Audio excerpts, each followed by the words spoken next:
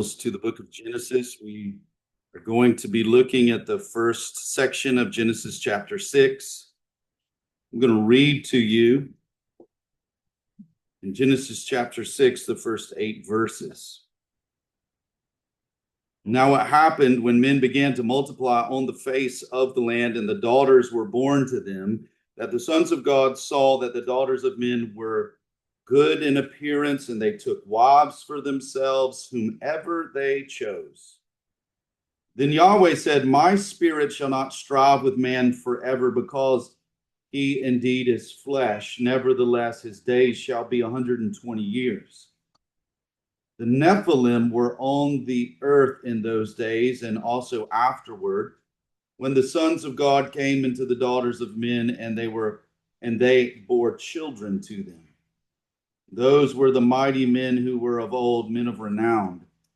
Then Yahweh saw that the evil of man was great on the earth, and that every intent of the thought of his heart was only evil continually. And Yahweh regretted that he had made man on the earth, and he was grieved in his heart. And Yahweh said, I will blot out man whom I have created from the face of the land, from man to animals to creeping things and to birds of the sky, for I regret that I have made them. But Noah found favor in the eyes of Yahweh. Well, some of you are thinking, yeah, sure. He prays forever on the day in which he has to cover the Nephilim. It was all an accident, I promise. I've made so many mistakes up here this morning that only my wife is able to keep count of them. I think Zach would be like, I think he said I was supposed to say something. All right. No, it was a complete accident that we are going to look at one of the most difficult passages in the Old Testament when we have 15 minutes. But we'll do what we can with 15 minutes. And in this, we are going to see that indeed the Old Testament, like all of the Bible, teaches us things that are to challenge how it is we understand ourselves and the world, and how God is at work in them in such a way that it will help us to be able to see indeed who is God, what has he done, and what is our hope for how he will address sinful man. I want you to do a thought experiment. You'll have to think a little quickly. Imagine that you could live for hundreds of years, you and your wife. You could live for hundreds of years, and you would not get sick as we get sick today. Some of you think, okay, this is actually what RFK Jr. is going to figure out. All right, I'll believe it when I see it. But nonetheless, just imagine that you could live for hundreds of years. You would not get sick as we would get sick, and you would be able to have so many children for these centuries, and you would see thousands of your own children and grandchildren and great-grandchildren and great-great-great-grandchildren. And in this thought experiment, I want you to consider, how would they do? What would become of your sons and your daughters and your grandsons and your granddaughters and your great-great-grandsons and your great-great-granddaughters? And not only, what do you think would become of what they would be? Why do you think they would be that? Do you think it's because of the environment in which you raise your children that they are going to be different? Do you think it's because they contain your genetic material that they are going to be maybe morally superior than others? If you could have that long to parent your children and to be a part of the generations that follow, why do you think they would be whatever you imagine them to be? And do you think of your children and your great-grandchildren? Do you think that they actually would be just the continuation of what you are? That in their heart, that is to say, in their loves and in their hates, their desires and their wants, do you think they would only be what you are today, except if you give them more time, they will only be able to develop to it to a greater degree? How does that look for you? And in this passage, Moses takes the largest section of human history, the generations that we read about in chapter 5, and there are challenges in that passage that indeed sort of bump up against modern man's understanding about the age of the universe. But when you see the largest section of human history in the Bible, you're looking at Genesis chapter 5, and Moses takes that, and in these 8 verses, he sums up what became of it. What became of Adam's sons? What is the conclusion to the genealogy of Adam? The man whom God made perfect, placed him in the perfect garden, gave to him a perfect wife, and had perfect communion with him. What became of that man? What became of his sons and his daughters and his grandsons and his granddaughters? This is what became of them. That there was an escalation of rebellion against God from Adam, such that the conclusion of God in verse 5, as he sees the evil of man was great on the earth, and that every intent of the thoughts of his heart was only evil continually. Verse 6, and Yahweh regretted that he had made man on the earth, and he was grieved in his heart. Now, I want you, in one sense, in this thought experiment, to look down this make-up, corridor of centuries, millennium even, of your descendants. And I would like for you to consider this harsh reality. If your children and your children's children are just the continuation of what you are by nature, and their heart is your heart by nature, then the only thing that they would do is grieve God. God would regret that he made you.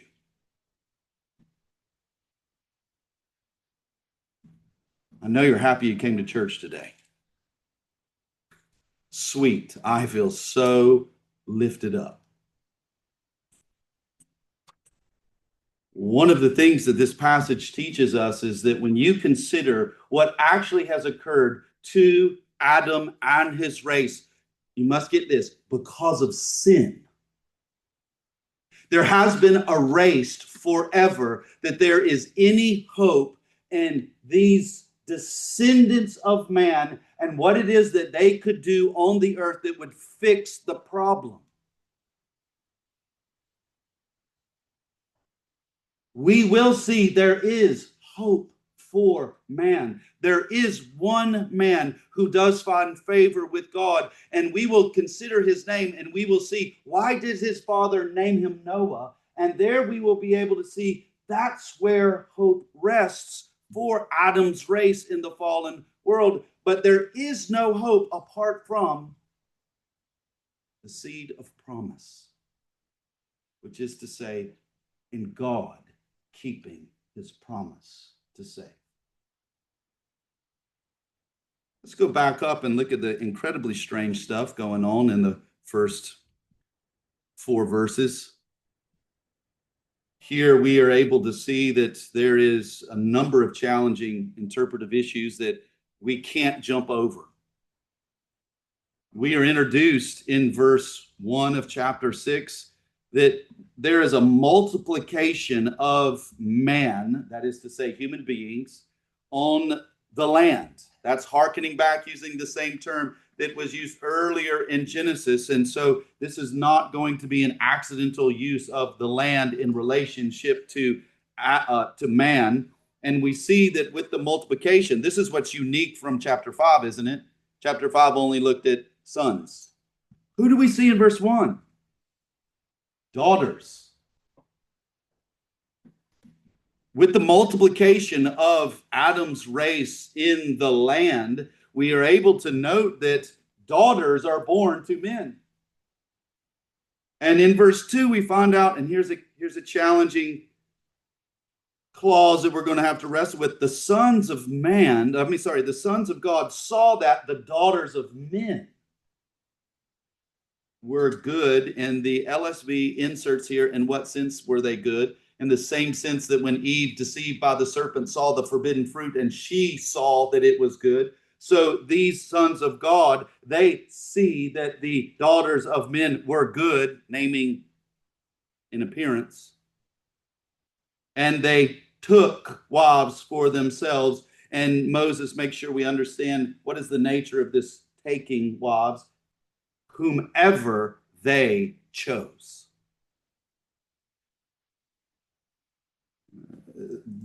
This two-verse narrative of what takes place is, I think there's only two good interpretations that you or I may choose, and we'll have to make it really fast. Either these sons of God are angels and they rebel against God, so we'd call them demons, and they see the beauty of women on the earth and they want them.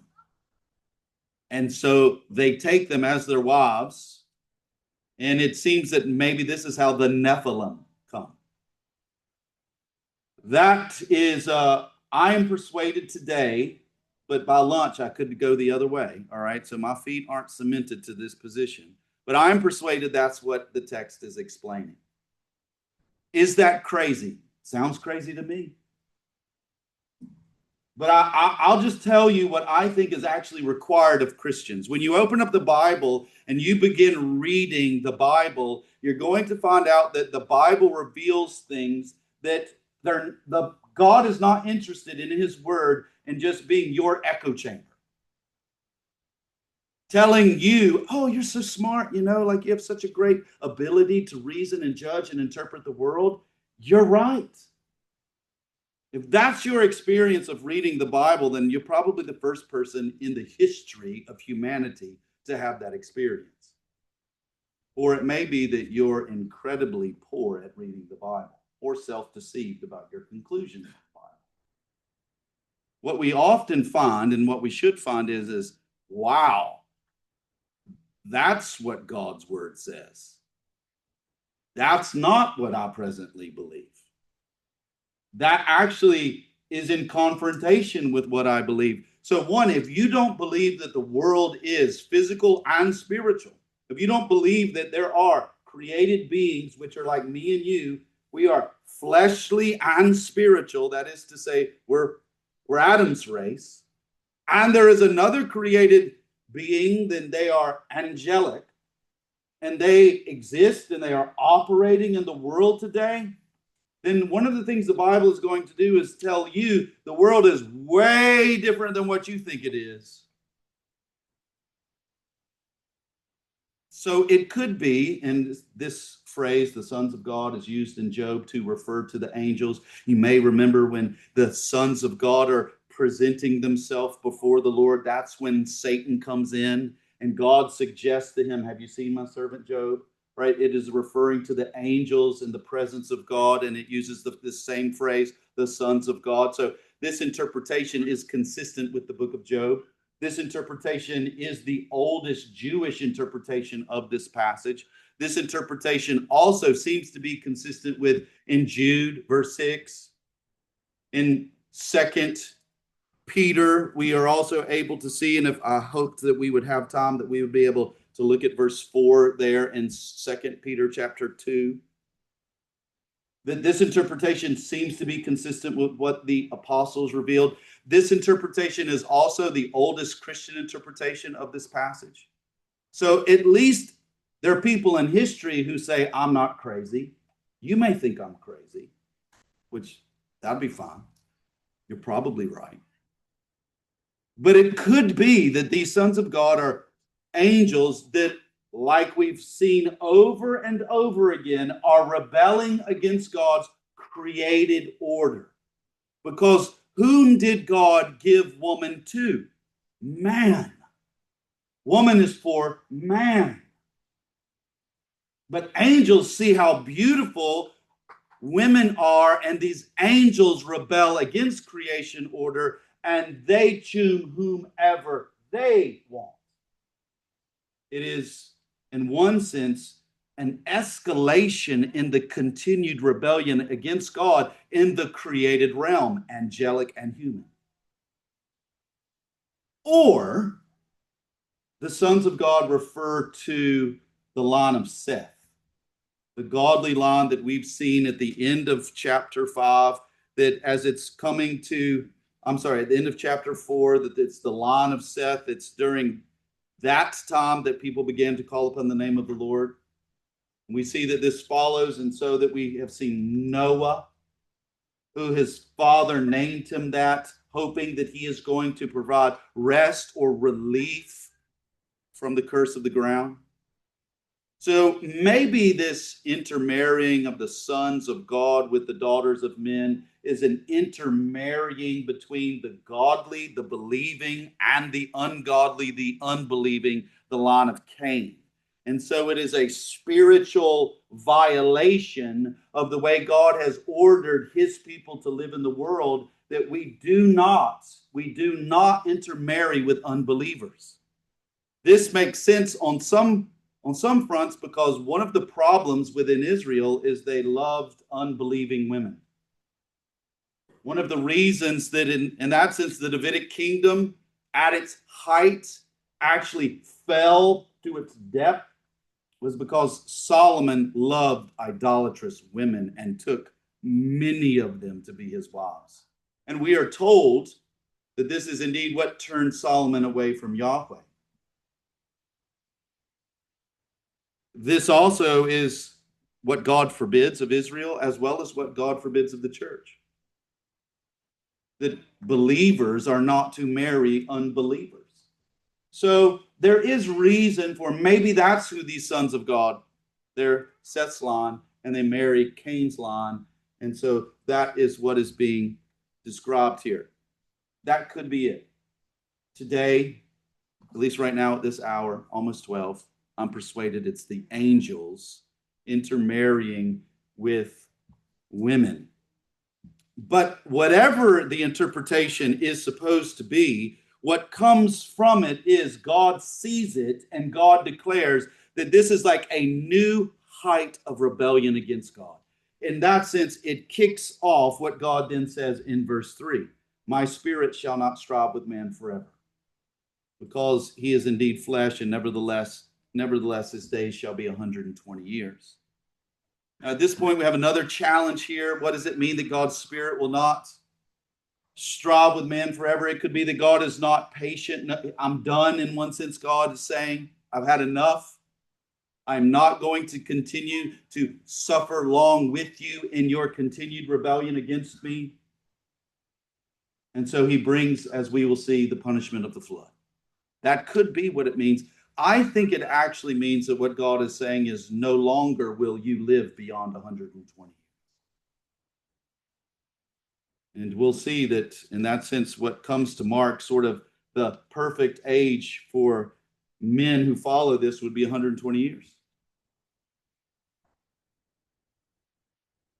Either way, you can see God is not happy for the rebellion that is happening in his created world. And God responds to sin with what?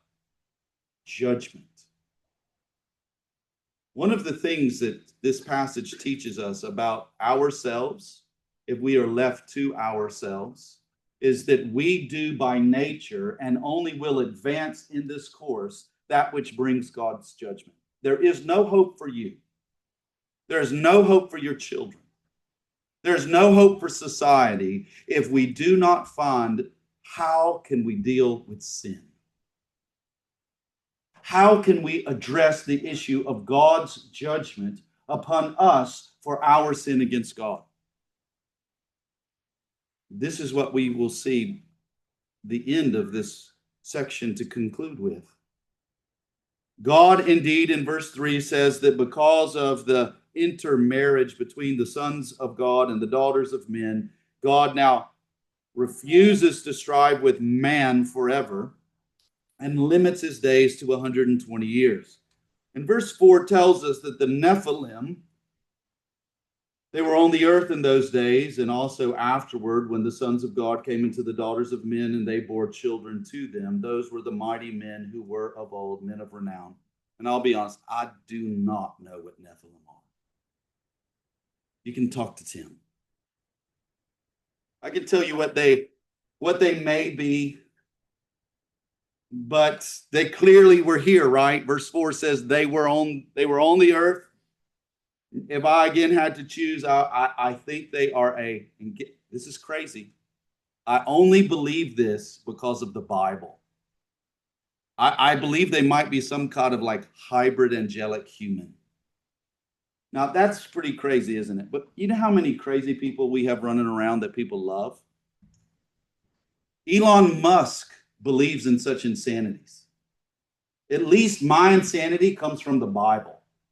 That's it. That's the only reason you can say, well, you're crazy. So long as my crazy is called Bible crazy, I'll be guilty. But people today are thinking of ways that they can, in one sense, they can overcome, they can transcend the fact that humans, they don't actually live longer than 120 years, do they?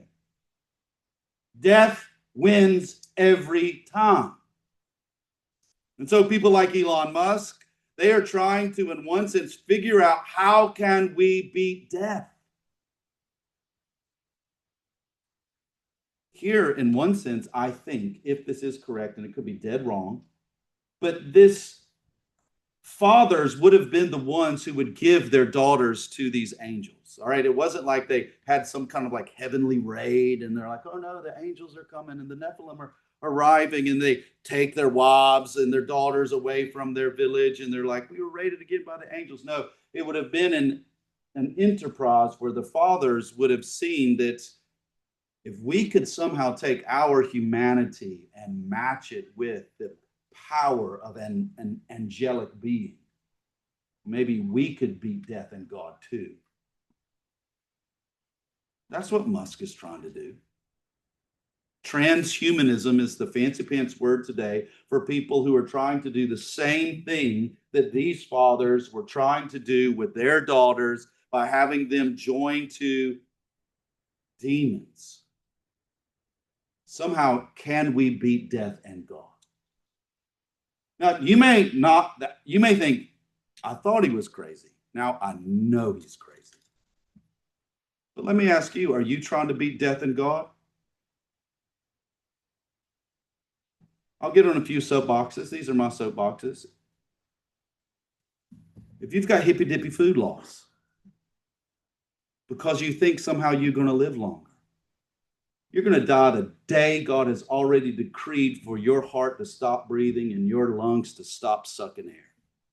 And you can do nothing to change that day. The only concept that you and I could have, biblically speaking, when it comes to health is how can I best steward my life to pour it out for God's purposes? You got young children and you don't have the strength to pick up your children, you need to stop eating and start exercising. Why? Because your children need you. But you're not going to live any longer than God has already decreed for you to live. It's an issue of stewardship, but you will not defeat death and you will not beat God. Now, there's all kinds of ways that people make a lot of money because guess what everybody in the world is trying to do? Defeat death and God. And one of the most common ways that people have to do it, because you're going to have to do it, right? We're reading about God's judgment for sin. We've come to the table where we've eaten bread and we've drank juice because we are remembering Christ crucified for our sins.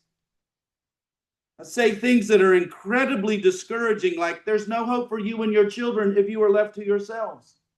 They will only learn how to multiply evil in their heart if you give them more days. That is incredibly offensive, isn't it? No one is exalted in their own view of themselves when you come to reckon with what is sin before God and what is man but a sinner to God. So if you're going to somehow, in your crazy fiction world, defeat death and defeat God, you've got to somehow get rid of sin. You've got to somehow make some kind of false doctrine that enables you to reinterpret sin. And we've got really educated people who are figuring out very sophisticated ways that people already have a natural itch to listen to that. Oh, that means I'm not actually guilty of doing what God says is fundamentally evil, and I could blame it on him or her or them. I am very interested in what it is yourself, because then I wouldn't be guilty of sin. And if I'm not guilty of sin, then do I have any reason to fear God? No. And if I have no reason to fear God, do I have any reason to fear death? And if I have no reason to fear God and death, do I need a seed who will come and save me and mine? No. So crazy as it sounds, I don't think we're much different than these daddies giving their daughters to wacko demons. But that interpretation could be totally wrong, and it could be Seth and Cain. But I'll let you figure it out with Tim over lunch.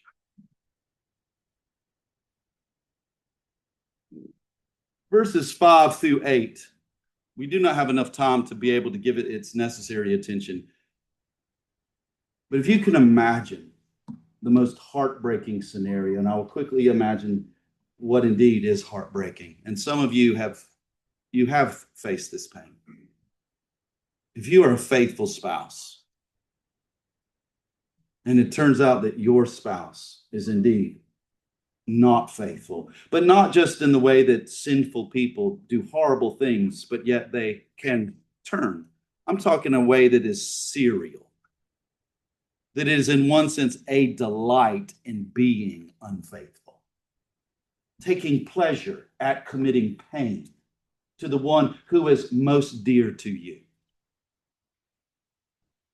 What God says here, what Moses reveals to us in language that we can understand, that is not trying to limit God to be a man, for God is not a man and God will never act like a man, but for us to understand what God in his character and essence is like. Moses does tell us in ways that we can understand. Then this is God responding to someone that he cared that much for, and yet this is what they have done to him. That when God sees the evil of man was great on the earth, and that every intent of the thoughts of his heart was only evil continually, Yahweh regretted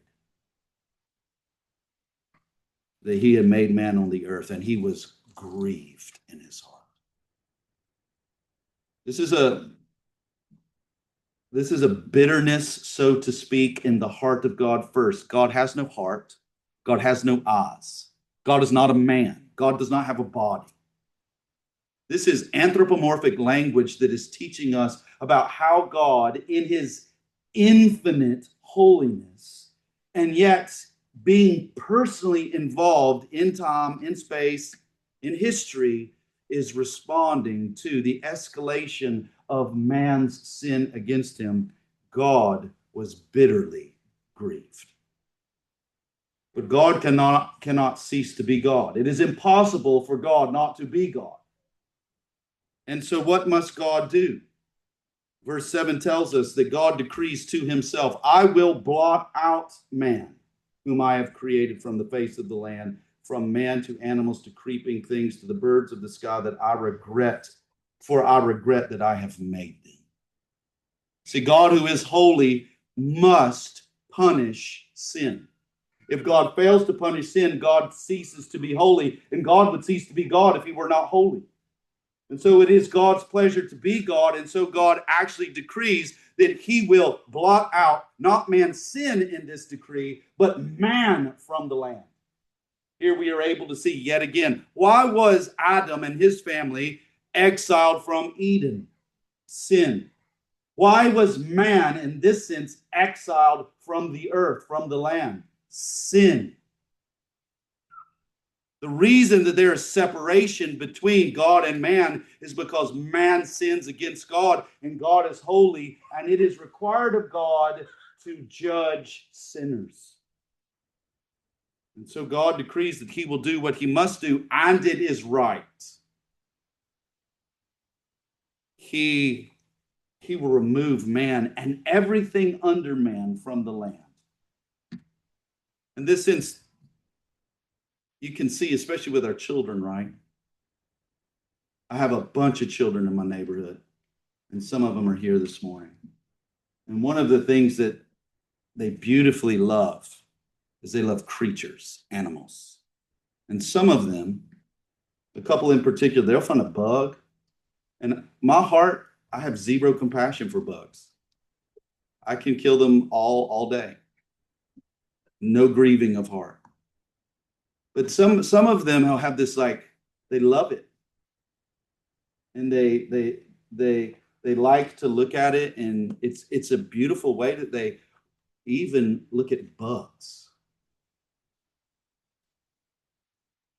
And then when they see them die, it bothers them. God killed everything because of man's sin. That's what sin does. You and I, and like these daddies who were giving their daughters to demons, they may think we can beat death and we can beat God if we can get rid of sin, which always means lying about what sin is. But I'll tell you this, you have to understand, and Scripture mandates that we be confronted with this reality, and the flood will indeed make it painfully clear. Nothing is more serious and evil than sin. You can choose it and maybe imagine that it's not that bad. I mean, it was just a little lie. It was just like not the whole truth. Yes, I did say that about him to her, but it's just a slip of the tongue. Sin killed everything from the face of the earth. When we come to the table, why are we eating bread and drinking juice? Because Christ's body was broken and his blood was poured out for our sin. Here we are able to see that indeed when rebel angels take men's daughters, or when Seth's line intermarries with Cain's, they sin. When men get more time and they have more children and they live for hundreds of years, what do they do with that time? They only develop more ability to sin. God blots them out because of it. Removes everything and all living creatures from the land because of sin. Do you have a doctrine of sin that corresponds to the doctrine of sin that Moses has, mainly the doctrine of sin that God has when he deals with sin on the earth before the flood? Or does it seem incongruent to you that God would actually do this?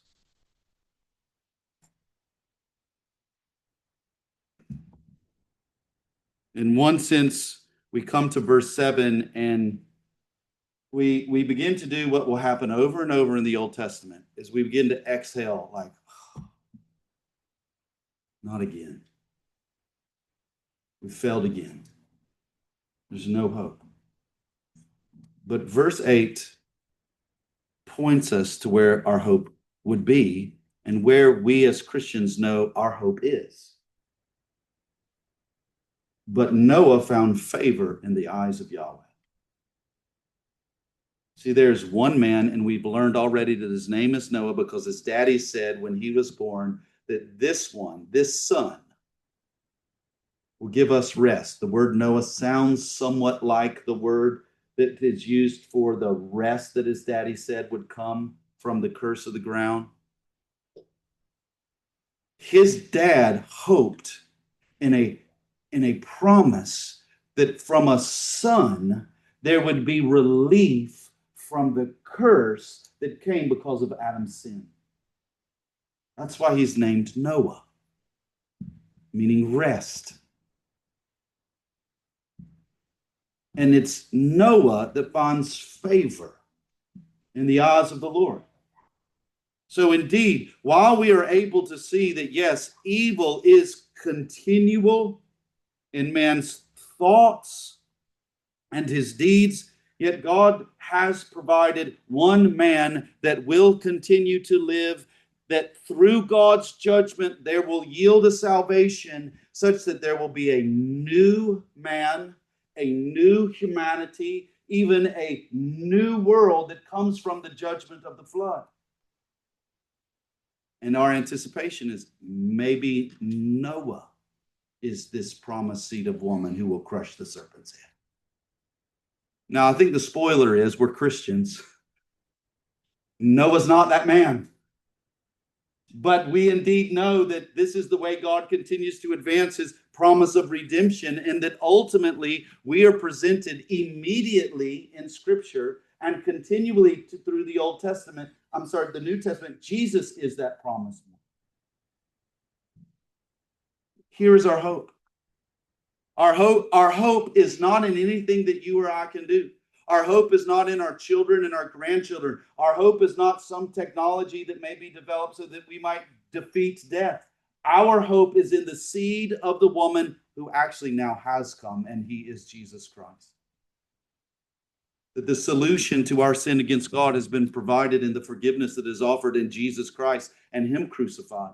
Reconciliation to God and the new creation world that he is bringing, and the new creation people that he is bringing into the world, comes through faith in the gospel. See, our hope is not in anything that we can do, but our hope is in God providing the seed. Christian, Jesus is the seed, and you are in him. And that is the reason that we know a judgment now must come. And God again will visit the sins of man upon the earth when Jesus returns. And after that, we will forever be God's people, brought into God's presence because of the Son of God, who is Jesus. If you do not know God through Jesus Christ, you can. Turn from your sin and put your faith in him today. I've said a lot of things that may need some follow-up conversations. Come and talk to me. For Nephilim questions, Tim will take them all. We'll eat together. Jesse, if you come and lead us in the